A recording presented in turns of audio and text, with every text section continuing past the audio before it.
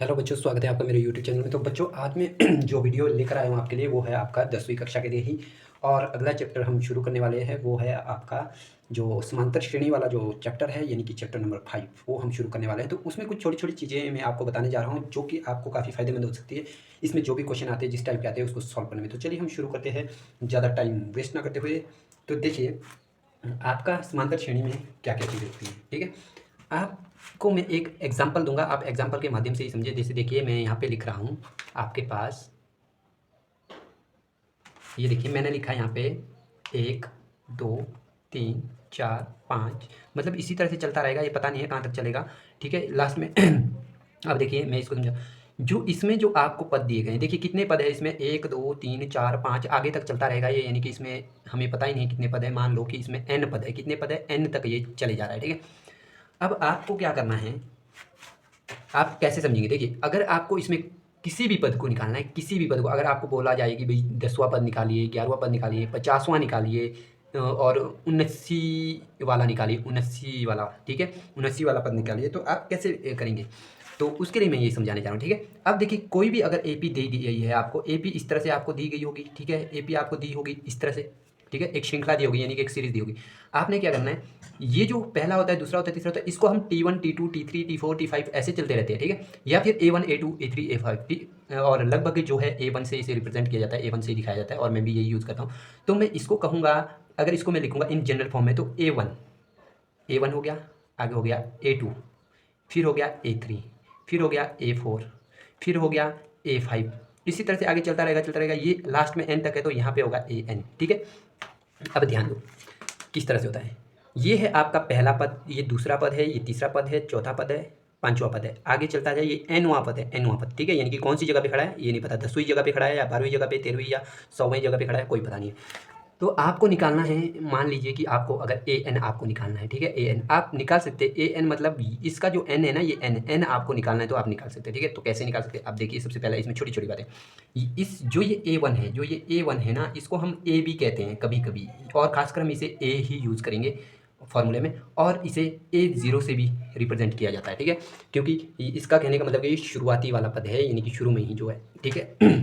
अब देखिए, हमें कभी भी इसमें जो फॉर्मूला यूज होगा, आपको कहा जाएगा कि भाई आपको क्या निकालना है, कोई पद निकालना है। जैसे 10वां पद निकालिए, क्या निकालिए, 10वां पद, 10वां पद निकालिए या फिर ज्ञात कीजिए। अगर आपको ज्ञात कीजिए कीजिए बोला, तो आप कैसे करेंगे, देखिए 10वां पद मतलब इसमें अगर गिने 1 2 3 4 5 6 7 9, 10वें नंबर पे कौन सी संख्या आ रही है वो पता करनी है। तो उसके लिए आपका जो एक फॉर्मूला रहता है, जो जनरली जो फॉर्मूला रहता है वो AN रहेगा, और इधर आप लिखेंगे A प्लस इधर N-1 और इधर D लिख दिया।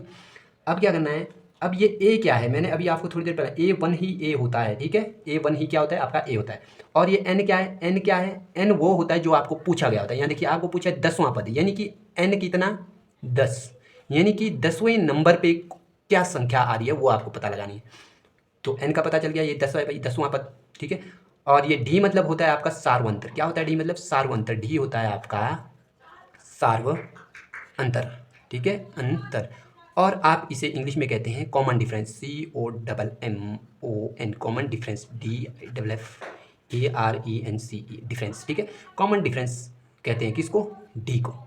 सार्वंतर मतलब सभी अंतर एक जैसे, सार्वंतर मतलब सभी अंतर एक समान है, कॉमन डिफरेंस इंग्लिश में ज़्यादा अच्छे से समझ आ रहा है। तो आपको ये पता करना है। और ये कॉमन डिफरेंस है किसका, ये कॉमन डिफरेंस है, यानी कि क्रमांगत जो पद होते हैं ना, जैसे इसके बाद ये है, इन दोनों का जो अंतर है वही डी कहलाता है। देखिए हमेशा कैसे अंतर पता करें, आगे वाले से पीछे वाले को घटाना है, 2 में से 1 को घटाएंगे आपके पास 1 आएगा, अगर 3 में से 2 को घटाएंगे तो भी 1 आएगा, 4 में से 3 को घटाएंगे तो भी 1 आएगा, 5 में से 4 को घटाएंगे तो भी 1 आएगा, आगे कुछ और होगा, जैसे मान लो 6 में से 5 को घटाएंगे 1 आएगा। यानी कि हर बार हम अगली और पिछली वाली जो आपके पास पद है, तो उसको घटाने पे हमें क्या मिल रहा है, हर बार में 1 ही मिल रहा है। तो इसका मतलब इसका जो डी है वो क्या है, डी जो है आपका, डी है वो कितना है, 1 है। ये कैसे पता लगाया जाता है, तो डी निकालने का फॉर्मूला आप देखें, डी का जो फॉर्मूला होता है वो होता है कि AN, यानी कि कोई भी पद ले लो, मान लो आपने ये ले लिया और इससे घटाना है पिछला वाला, इससे 1 कम है ना ये पिछला वाला, तो हम क्या करेंगे, देखिए ये कौन से, ये दूसरे नंबर पे, ये तीसरे नंबर पे, ये तीसरे नंबर पे, ये दूसरे नंबर पे, ये देखिए मान लिया ये nवें नंबर पे, तो इससे पहले वाला क्या होगा, N-1, ठीक है। अगर यहाँ पे देखिए, यहाँ पे देखिए, अगर इसके अकॉर्डिंग करूँ मैं, इसके अकॉर्डिंग, यानी कि दूसरा पद और तीसरा पद, देखिए कैसे करेंगे, अगर ये A3 है तो A3 से मेरे को A2 को घटाना पड़ेगा ना, तभी तो पता चलेगा मुझे। A3 कितना है, A3 है देखिए हमारे पास 3 है, और A2 कितना है हमारे पास 2 है, देखिए तो 1 आ गया।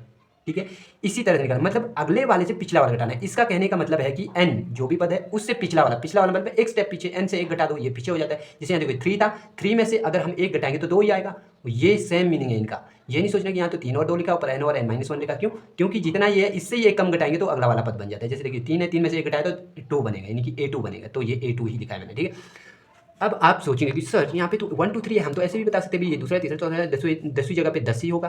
ठीक है, ये तो सिंपल है, मैंने काउंटिंग लिखी है। ठीक है, इंक्रीजिंग ऑर्डर में लिखी है या कंटिन्यूअसली लिखी है। ठीक है, तो इसमें तो आसान है। अगर मान लो कोई ऐसा होगा अटपटा जैसा, तो देखेंगे उस तरह का सवाल भी देखेंगे। यहाँ देखिए, अगर मान लो मैं यहाँ पे 3 का टेबल लिख देता हूँ। 1 3 2 3 6, 3 3 9, 4 3 12, 5 3 15, 6 3 18, 7 3 21, इसी तरह से चलता रहेगा चलता रहेगा चलता रहेगा।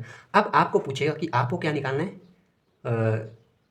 38वां पद आपको पता करना है। ठीक है, 38वां पद आपको निकालना है। कौन सा? 38वां, यानी कि 38th जो टर्म है आपको फाइंड आउट करनी है। तो कैसे करेंगे, आपको क्या क्या चाहिए होता है, कोई भी आप याद रखें, हमेशा याद रखें, जो ये an अगर आपको पता करना है, नहीं 38वां मतलब हमें क्या पता करना है, an पता करना है कि 38 नंबर पे कौन खड़ा है। जैसे यहाँ पे देखो 1 2 3 4 5, पाँचवें नंबर पे कौन है, 15 है। यहाँ देखो A1, A या फिर A1 3 है, A2 पे कौन है, 6 है, A3 पे कौन है, 9 है, A4 पे कौन है, 12 है, A5 पे कौन है, 15 है, A6 पे कौन है, ये है, A7 पे कौन है, 21 है। आगे भी इसी तरह से चल जाएगा। यानी कि यहाँ पे लास्ट पे इसका पूछने का मतलब है कि A38 क्या है भाई, A38 क्या है। 38वां पद, इसको बोलते पद। ये होता है इसकी जो रैंक होता है, इसको जो नंबर मिलता है। ठीक है, इसकी जो ग्रेड होती है कि 38वां पद निकालना है। 38वां पद मतलब an हमें पता करना है भी क्या है। ठीक है, तो देखिए इसमें कैसा होगा, आपको क्या क्या चाहिए होता है। अब 38वां पद निकालना है, यानी कि आप जनरली लिख लो फॉर्मूला, यानी कि an equal to a plus n-1 आप लिखते हैं और यहाँ पे d लिखते हैं।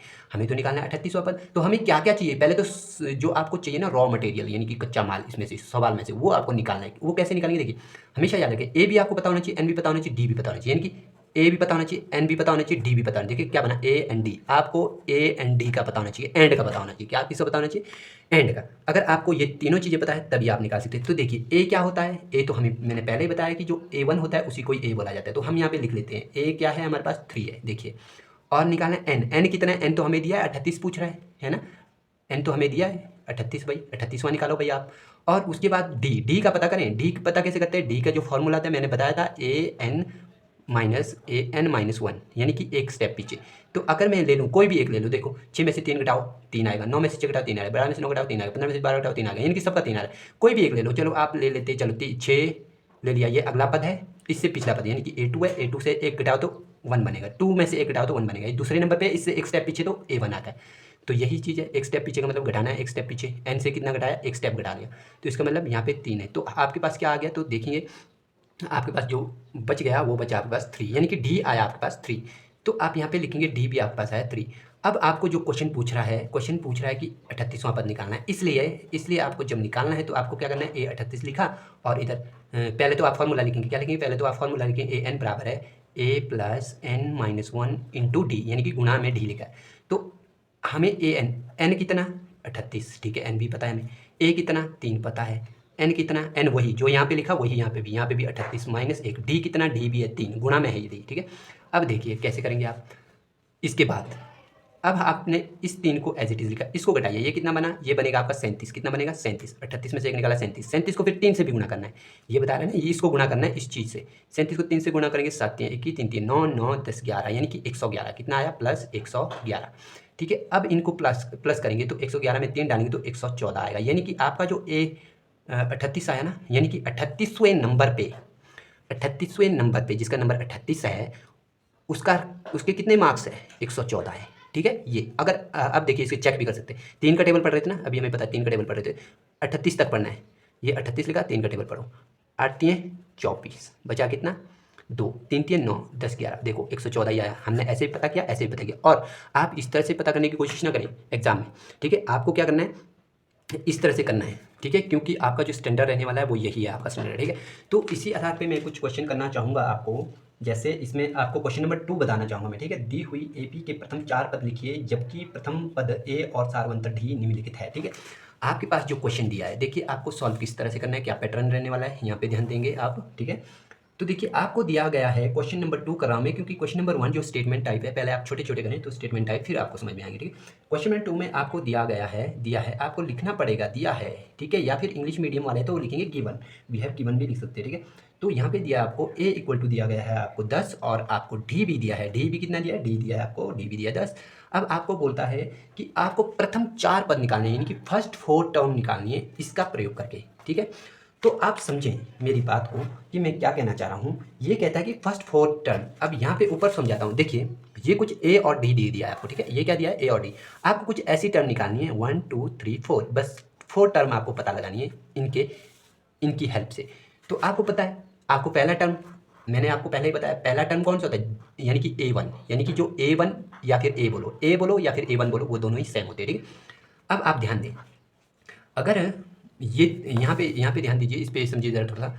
अगर आपके पास ये है ए या फिर A1, तो A2 क्या होगा, इसमें देखिए कितने का गैप है, 6 का, 3 का, सॉरी 3 का है ना। फिर इसमें 3 जोड़ेंगे आपका 9 बनेगा, क्योंकि जो 3 आया ना हमारा, क्या आया था 3, यहाँ पे देखिए, यहाँ पे हमारा जो है सारांतर आएगा।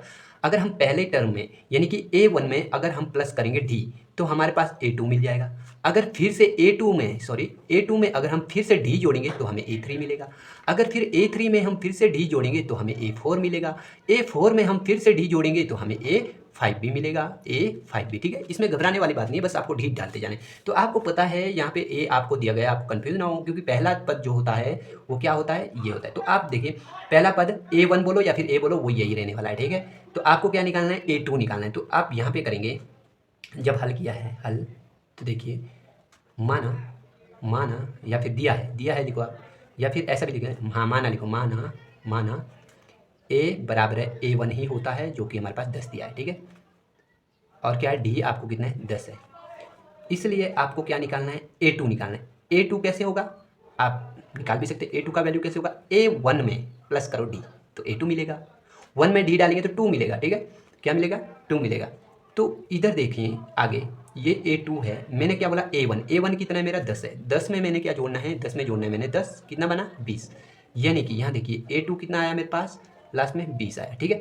उसके बाद A3 कितना, A3 निकालना है। तो A3 अगर आपको निकालना है A3, तो उसमें भी क्या करना है आपको, A2 में क्या जोड़ना है, डी। अब देखिए A2 कितना है, 20 है, इसमें कितना जोड़ना है, डी, मतलब डी कितना है, 10 है, तो कितना आया, 30। अच्छा ये आया A3। अगर A4 निकालना है तो हमें क्या करना पड़ेगा, A3 में जोड़ना पड़ेगा A3 में जोड़ना पड़ेगा डी। देखिए अगर हमें 4 निकालना है, 3 में डी जोड़ना पड़ेगा, फिर आपका क्या आ जाएगा, देखिए 3 कितना है हमारा, 30 था, 30 में आपको 10 डालना है, कितना बनेगा, 40। अगर आपको A5 निकालना है तो देखिए A4 में आपको जोड़ना पड़ेगा डी। यानी कि आप क्या करेंगे, ढालते जाएंगे, देखिए है ना। तो आपको आपने कितने निकाले, देखिए A4 क्या होता है, सॉरी यहाँ पे देखेंगे आप, यहाँ पे देखिए A4 कितना है हमारे पास, 40 है। 40 में अगर हम 10 डालें तो कितना बना है, 50 बना है। तो देखिए हमने कौन कौन से निकाले, यहाँ पे ध्यान देंगे आप। यहाँ पे देखिए A1 तो हमें पता है 10 है। A2 देखिए कितना आया हमारे पास, A2 आया 20, 10 आया, 20 आया, 20 के बाद आया आपके पास 30, A3, यहाँ देखिए A3 30, और A4 आया देखिए आपके पास यहाँ पे 40, और A5 आया। देखिए आपको बोला था सिर्फ 4 निकालने, तो आप 4 किस तरह से निकालेंगे, तो यहाँ पे ध्यान देंगे हम, ठीक है। तो देखिए करेंगे किस तरह से आप, है ना, करेंगे किस तरह से इस क्वेश्चन को, अब वो एक बार बता लेता हूँ, ठीक है। दिया है ए या फिर A1 बोलो वो है 10, और डी बोलो वो है 10। अब जब हल करना है आपको क्या करना है, मैं अभी पहले समझा रहा था, आपको लिखना है हम जानते हैं कि, क्या जानते हैं हम जानते हैं कि A बराबर है A1 इक्वल टू 10 ही होता है, जो सेम होता है ऊपर, है ना। A2 आपका क्या होगा, A2 होगा आपका A1 प्लस डी, और A3 होगा आपका A2 प्लस डी। इसको भी आगे करते जाएंगे साथ में, ठीक है। इट इम्प्लाइज A2 बराबर है 10 प्लस 10 इक्वल टू 20, ठीक है। यहाँ पे भी करेंगे आप, यहाँ पे आया आपका A3 बराबर है A2 कितना है आपके पास, 20 है, इसमें 10 डालेंगे, ये आया आपके पास 30, ठीक है। उसके बाद आपको A4 पता करना है, तो A4 होता है A3 प्लस डी, पीछे वाले में और 10 डालेंगे तो A4 आपको मिल जाएगा। तो A3 कितना है आपके पास, 30 है, 30 में आप 10 डालेंगे तो आपको कितना मिलेगा, 40। आपको फर्स्ट 4 टर्म ही बोला था, इसलिए अतः प्रथम 4 पद लिखने हैं, पद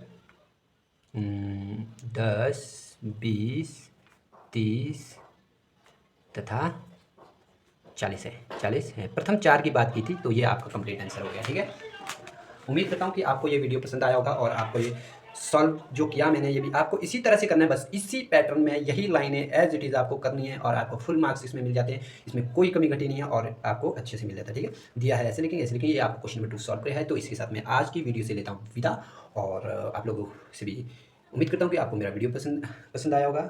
तो इसी के साथ लेते हैं आपसे विदा, टाटा और बाय बाय।